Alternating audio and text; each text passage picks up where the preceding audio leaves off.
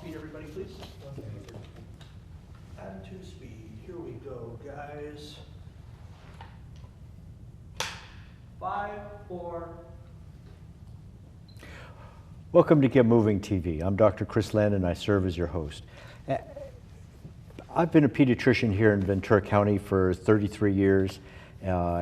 Before, I grew up at Lake Sherwood before it was what it is. And I used to volunteer out at Camarillo State Mental Hospital. We had patients with autism who were trapped in there, basically warehoused. We had patients with other developmental disabilities just warehoused in there without really just put away from society. And our friend, at the time, Governor Reagan, said, you know, no more funding for that. We're going to put these adults back in their homes.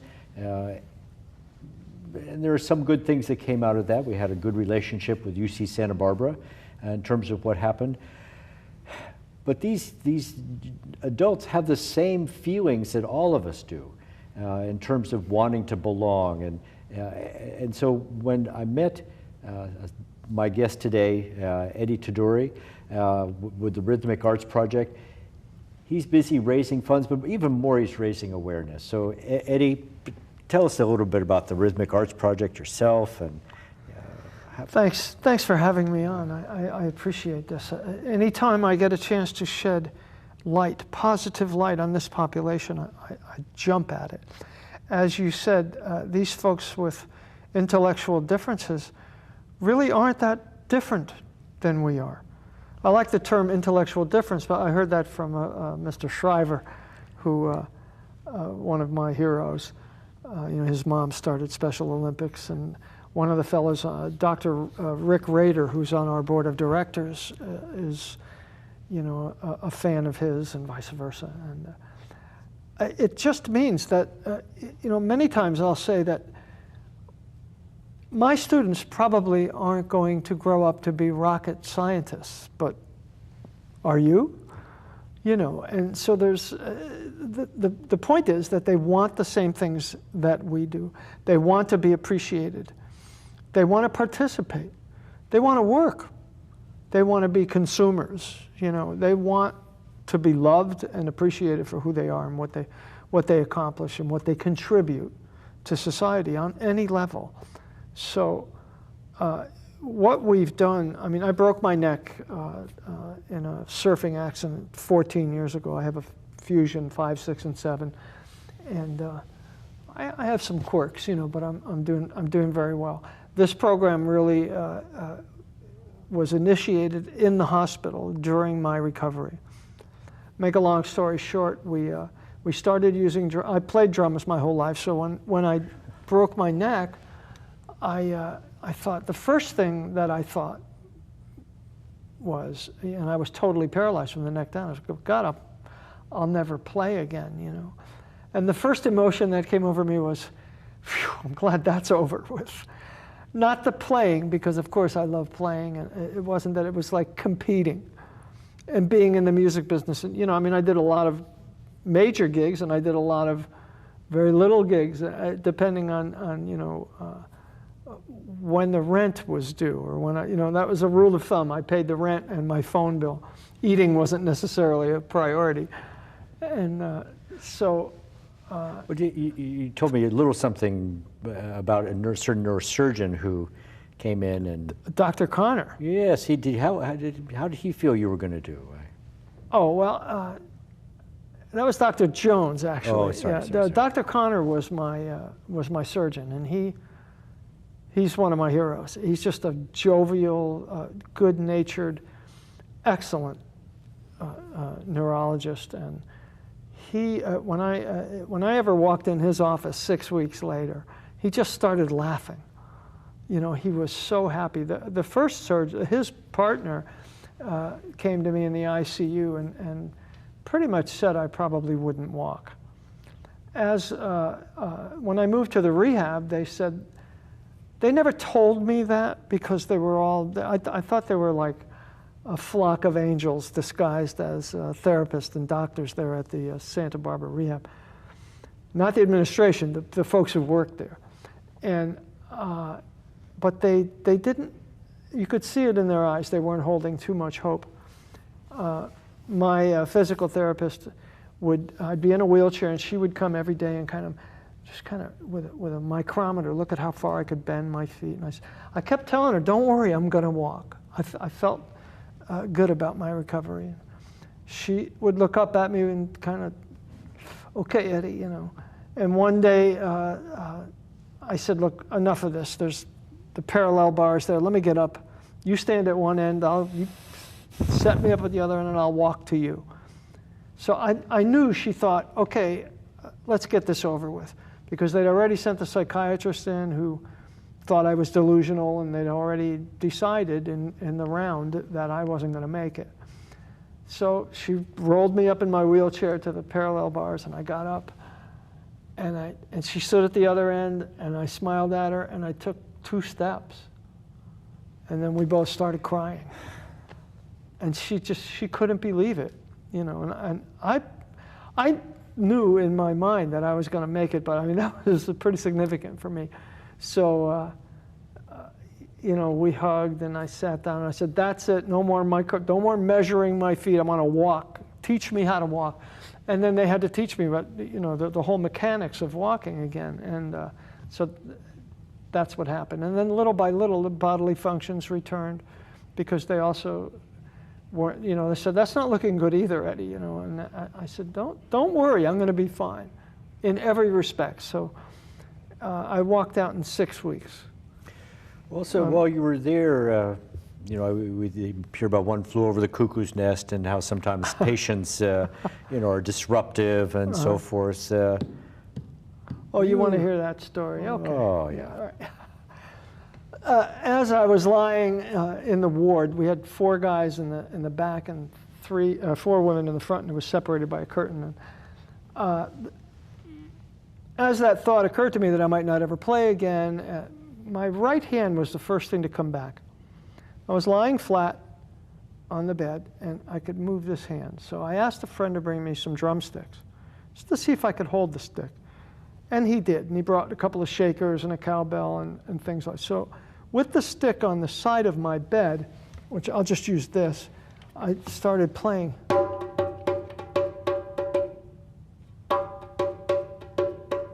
I said, yeah, I still got it. You know, I'm only a hand, but I still have the rhythm, you know. And I asked the fellow who was watching us in the ward, I said, can you just do Oscars? You know, he said, yeah, I think I can do that. So he played on my food tray.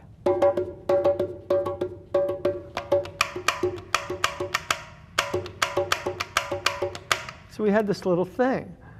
And with that, a little old lady, Edith, rolled in from the other side of the ward. She was elderly and had just had spinal cord surgery. She was, poor baby, she was up all night crying. We all felt terrible. There's nothing you could do. And she rolled in all giddy. She said, Eddie, I want to play.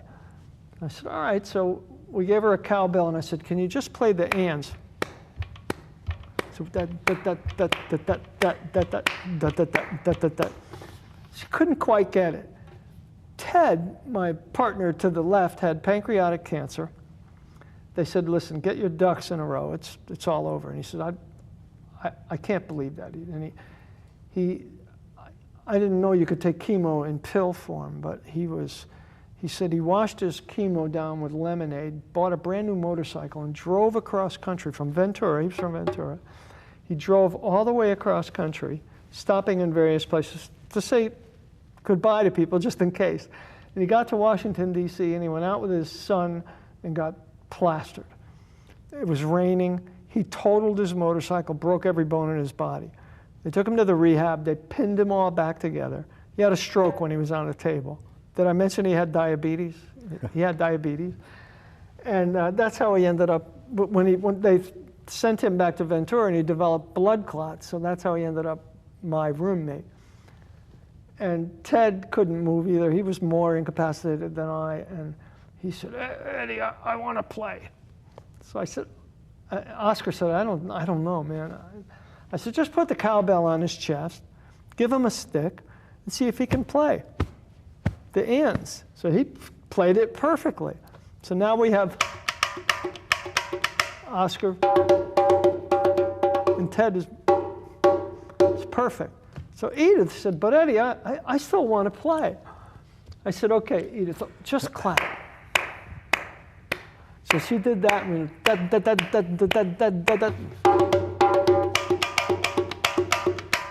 and we had this groove going. This is three totally incapacitated. I have a hand, Ted has maybe a finger, and Edith, who's like, you know, this darling old woman who's, you know, so close and in such pain. And we were laughing and having fun, and the doctors came in, and I said, oh gosh, you know, I'm going to get in trouble. And they started dancing in the ward, and you know, I knew then that I had something really significant. I didn't know to what extent or how far we would take it or what a significant program it would become in education. But I knew there was something happening. And I told all the drum magazines I needed drums and percussion and various, you know, instruments. And in a few days, the hospital was flooded with every blessed thing you could tap, crack, snap, or pop, you know. And myself and one of the, another friend, Caesar, in my 130 coordination group, when I was finally up in a wheelchair and I started participating in the various disciplines, we had this thing going in the 130 occupational therapy group. We passed out drums. I didn't know what I was doing. I had a boom box, and I had a lot of people with strokes and spinal cord injury and traumatic brain injury. And I brought the boombox and played James Brown tunes, you know, and I had these 75-year-old people playing along to get on the good foot. And everybody was laughing and having a great time. And then the therapist started coming in and saying, you know, maybe the physical therapist, maybe we can get range of motion and maybe attention span. And anyway, every discipline found something to use the drums for. Balance, you know, just the emotional aspect of it. You know, the folks with strokes, a lot of them are very angry, and they would come by every day in their wheelchair. They'd give me a dirty look, and we're in there playing. And I said, come on in and play. No!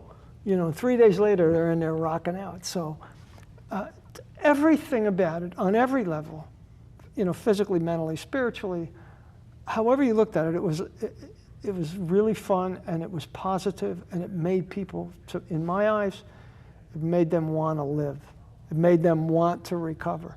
And in recovery, I can testify to this, that, you know, your attitude, thank God for the doctors, I would have died. It would have been over. But attitude in recovery is a large percentage, wouldn't you say? It's it's everything. I take care of a lot of patients who are at their end of life, and I try and seek whatever it is that will keep them going. Mm-hmm. Yeah. So, you know, that's my hospital story. I mean, there's certainly a lot more to it, but.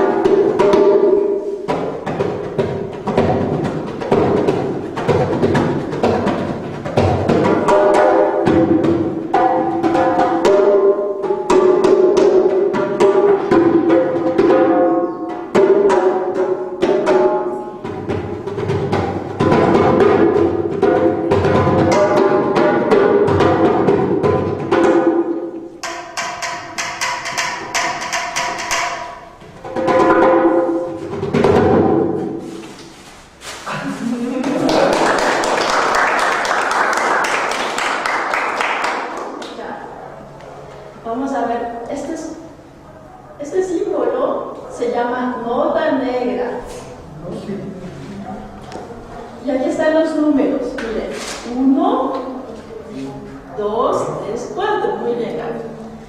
Y ahora vamos a tocar con la mano izquierda y con la derecha. 1, 2, 3, 4.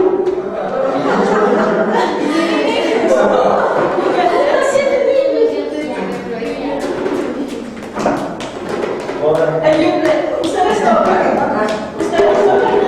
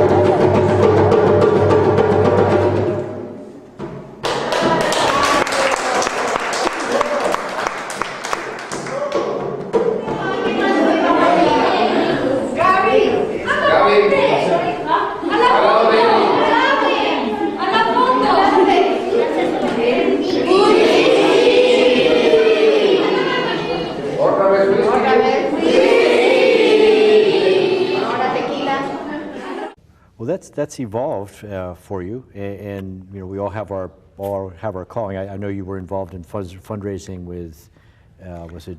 Well, I was with UNICEF for years and Save the Children prior to that. And I think musicians, my friend Peter Bai asked me a question the other day, and I just perseverated. He said, why is it that musicians are into so much charity? What is it about musicians, you know? And I could only speak for myself. As a rule of thumb, if we're not thinking about ourselves every minute of the day, our lives are better, you know. So. And that's really the lesson. Just something changed in your life, but it had been part of you all along. But this was a special thing. This was something that I could really embrace. Well, I think the other thing is what people learn by doing this. So right now you're looking for instructors. We're looking here in Ventura County to really get this program up and going. It's not a drum circle.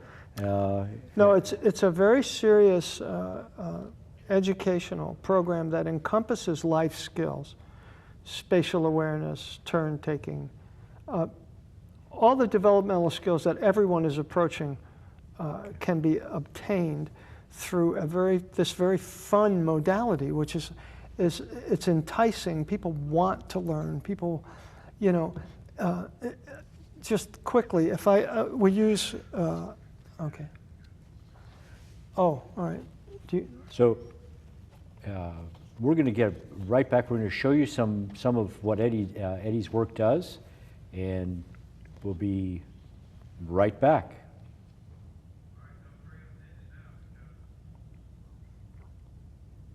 That was it. Here we go. 5, 4. So Ventura, I want you to really, this is just part one. I really want you to see Eddie at work, because what's so amazing is that you're not just talking about drumming, you're talking about learning to share, you're learning to talk colors, you're learning to talk about so many different things, and the drum is just a modality for that. And the program that he's developed over the last 13 years is incredible, and we're going to incorporate it here in Ventura County. You've seen some of the work, but I really want you to look forward to part 2. We're going to see this at work. So Ventura, it's going to be time for us to get moving. Cut.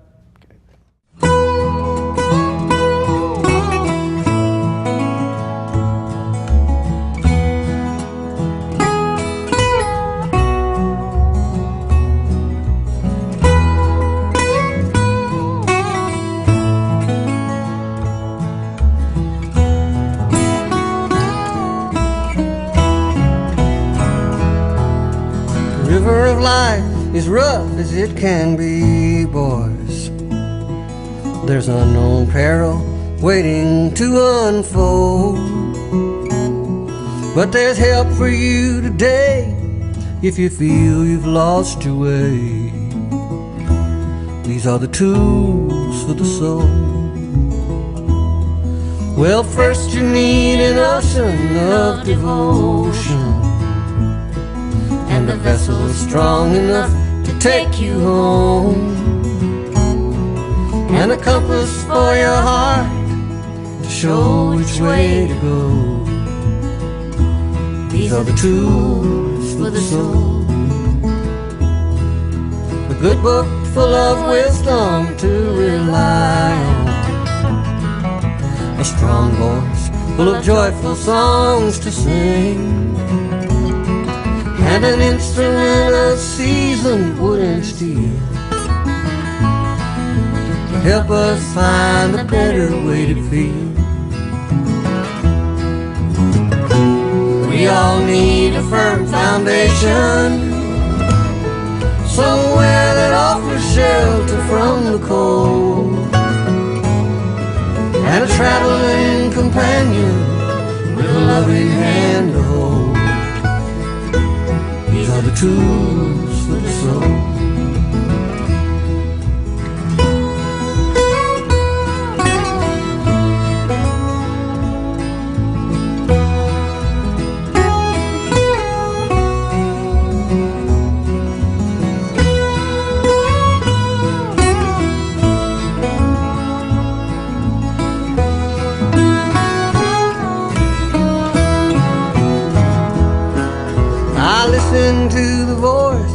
deep inside me. I try my best to do just what I'm told, 'cause I've got all that I need to travel in God's speed. These are the tools for the soul. We all need a firm foundation, somewhere that offers shelter from the cold, and a traveling companion with a loving hand to hold. These are the tools for the soul. The river of life is rough as it can be,